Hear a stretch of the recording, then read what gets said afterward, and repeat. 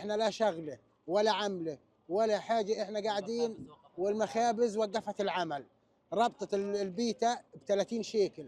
طب احنا لا في إلنا شغل ولا في إلنا عمل، قاعدين ولا مأوى ولا حاجه. يعني ايه لايمتى الحكايه الحرب؟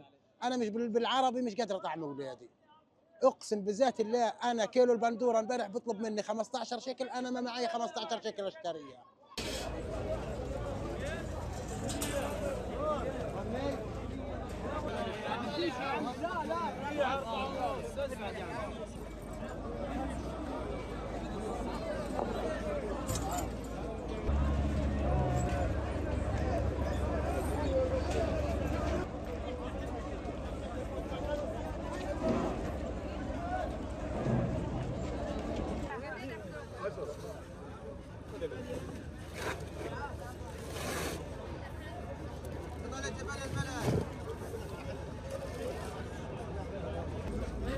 يمكن احصلها 200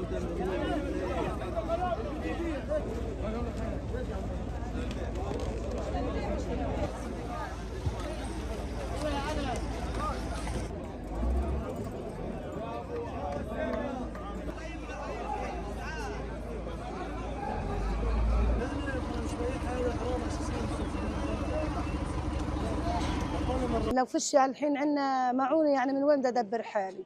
لا في مصاري ولا في اكل ولا في شرب.